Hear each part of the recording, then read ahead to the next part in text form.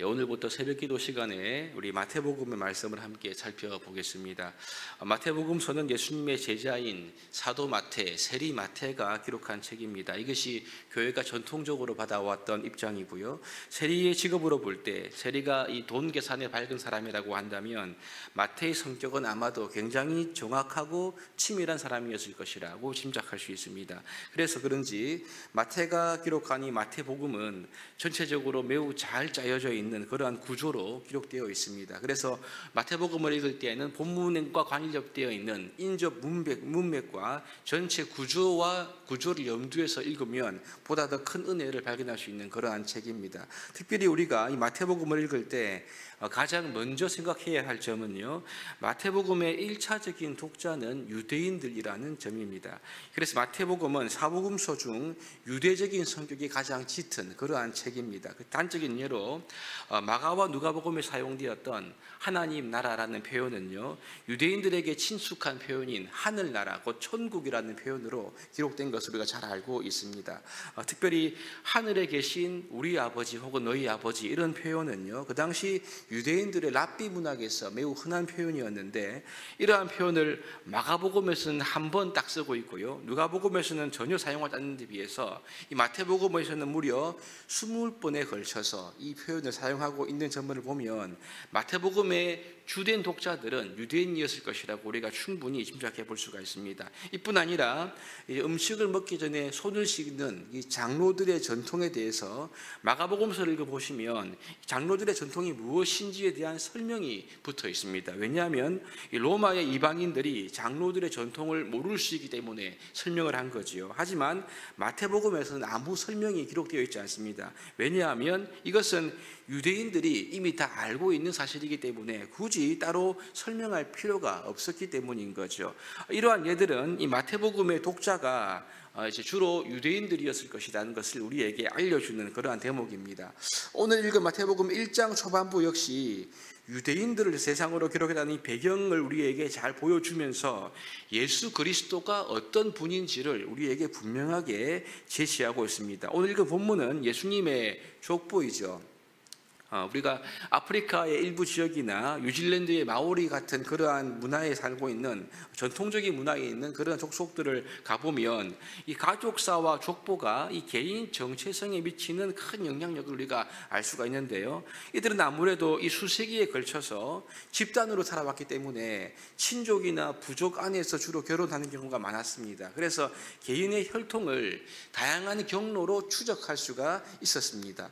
이러한 전통적인 사회에서는 이 선조들의 이야기와 혹은 이 족보를 통해서 자기가 누구인가, 나의 이 정체성을 드러내는 것이 오늘날 현대 사회에서는요, 직장을 구할 때 좋은 이력서를 내는 것과 똑같을 만큼이나 굉장히 중요한 것이 족보였습니다. 이와 비슷하게 이 마태가 이 복음서를 기록할 당시 유대 사회에서 이러한 족보는요, 유대인들의 이목을 딱 끌면서 복음을 증거할 수 있는 매우 중요한 내용이었습니다. 왜냐하면 유대인들의 출발점인 아브라함으로부터 시작되고 있는 이 족보는 다윗의 왕가 족보로 이어지면서 그 끝에 우리 예수님이 위치해 있기 때문에 그렇습니다. 여기서 아브라함이 중요한 이유는 하나님께서 아브라함과 맺은 언약 때문인 거고요, 다윗이 중요한 이유는 메시아가 다윗의 자손으로 올 것이라는 예언 때문인 거죠. 그러므로 이 언약과 예언의 끝에 우리 예수님이 지금 서 계신 것입니다.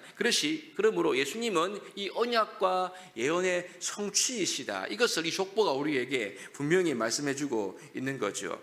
그러므로 우리가 오늘 읽은 이 예수님 족보에서 아브라함도 중요하고 다 중요한데 가장 중요한 것은 누구냐? 바로 예수님이신 거죠. 그래서 16절에 보시면 야곱은 마리아의 남편 요셉을 낳으니, 마지막이죠, 마리아에게서 그리스도라 칭하는 예수가 나오니라. 여러분, 그렇습니다. 마치 이 축제의 시작을 알리는 팡파르와 같이 이 족보는 예수님께서 하나님의 아들이시다, 메시아이시다, 이 예수님의 이 정체성을 선포하면서 이 신약 성경의 첫 문이 지금 열리고 있는 것입니다. 그러면서 17절에 보시면 이 전체의 족보를 요약하고 있죠.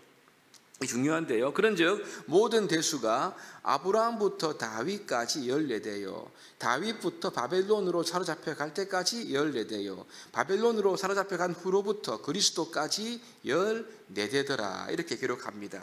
이 마태는 아브라함부터 예수 그리스도까지 족보를 14대씩 3번에 걸쳐 의도적으로 나누어서 이 족보를 지금 이름을 나열하고 있습니다. 왜냐하면 여러분 9절에 보시면 우시아와 요담 사이에는 3대가 빠졌습니다. 그리고 11절에 여호야김이 누락되어 있습니다. 실제로 여러분 누가복음에 기록된 족보와 비교해 보더라도 포로기 이후의 족보에서도 빠진 부분이 상당히 있습니다. 따라서 여러분이 마태가 아브라함부터 다윗부터 바빌론 유배까지, 바빌론 포로에서부터 예수님까지 14대에 맞추어서 기록한 것은 의도적으로 이렇게 기록을 한 거죠. 왜 이렇게 족보를 14대로 구분했을까? 우리가 지금 읽은 개역 성경에는 아브라함이 먼저 나오는데요, 다윗보다. 근데 헬라어 원문에 보시면 다윗의 이름이 아브라함보다 먼저 기록되어 있습니다.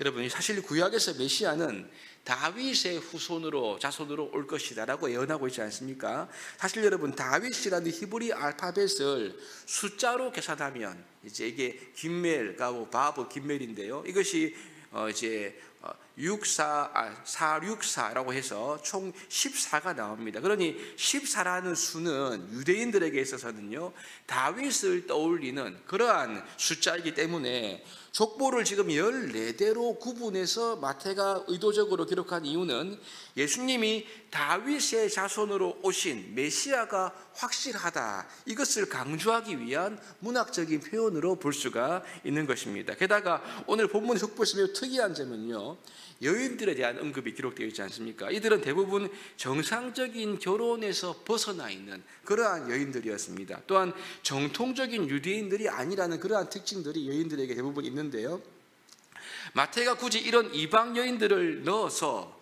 족보를 기록한 이유가 무엇인가? 그것은요, 이 메시아, 이 구약으로부터 예언되고 구약의 성취로 오신 이 메시아를 통한 구원이 유대인들을 통해서 왔지만 유대인들에게만 주어지는 것이 아니라 모든 민족, 이방인들에게까지 하나님의 구원이 미칠 것이다, 이것을 암시하고 있는 그러한 문학적인 표현인 거죠. 따라서 마태복음은 1차적으로 유대인들을 위한 책이긴 하지만, 그러나 이 마태복음이 담고 있는 복음의 내용은 유대인들뿐만 아니라 모든 이방인들에게까지 미치는 그러한 이제 하나님의 복음이다, 이것을 이렇게 마태가 마태복음서를 통해서 우리에게 알려주고 있는 것입니다. 그러면 16절에 아까 읽은 말씀 보시면 예수 그리스도는 마리아의 남편 요셉의 아들이 아니라 마리아에게서 나게 되었다, 성육신에 대해서 분명히 말씀하고 있죠. 이것은 예수님이 남자에게서 태어난 자가 아니라 여자의 후손이다, 즉 여인의 후손임을 증명하고 있는 그러한 이제 대목인 겁니다. 그러므로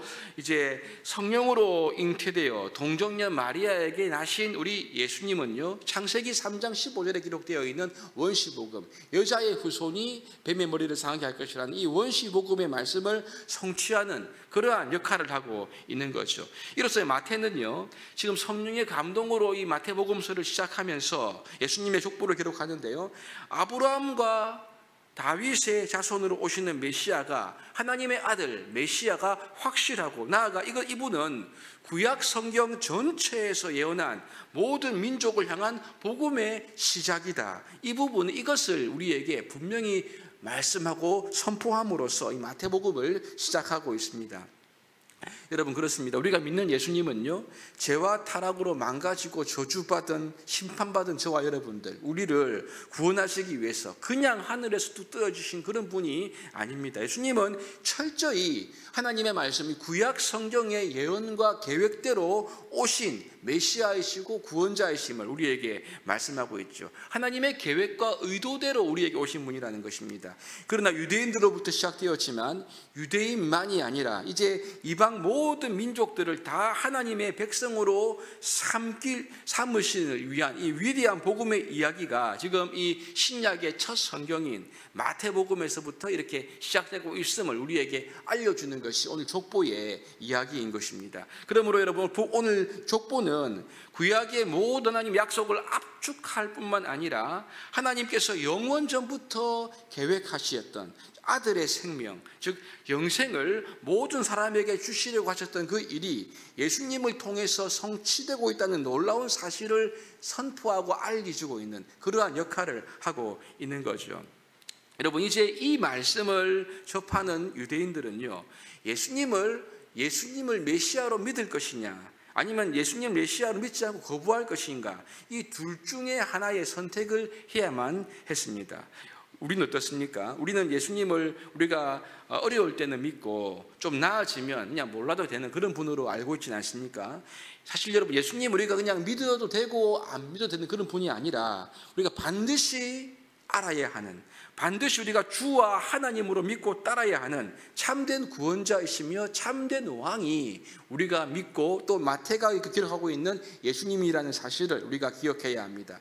유대인들만이 아니라 이 복음서를 읽는 우리 역시 예수님을 왕으로서, 나의 하나님으로서, 메시아로서 우리가 믿을 것인가, 그분을 순종하고 따를 것인가, 아니면 믿지 않고 예수님을 대적하며 심지어 거부할 것인가, 이 두 가지 길 중에 하나를 우리가 선택을 해야 되는 것이지. 우리는 하나님의 약속대로 오신 예수님을 마음에 받아들이고 믿고 우리의 주와 하나님으로 따라야 할 것입니다. 우리가 마태복음을 계속해서 묵상하면서 하나님의 아들이신 이 메시아이신 주 예수 그리스도를 더 깊이 알게 되고, 이분이 하나님의 말씀의 성취로 오셨고 우리의 참된 구원자가 되신다, 하나님의 아들이시되 사실 우리가 분명히 믿고 순종하면서 더 온전히 예수님을 따를 수 있는 그런 역사가 마태복음을 읽으면서 있게 되기를 바랍니다. 그래서 언약의 성취이시며 복음의 시작이신 예수 그리스도로 말미암아 우리의 삶이 하나님 나라의 백성으로 더 굳건하게 세워지는 은혜가 있게 되기를 우리 주님의 이름으로 축복합니다.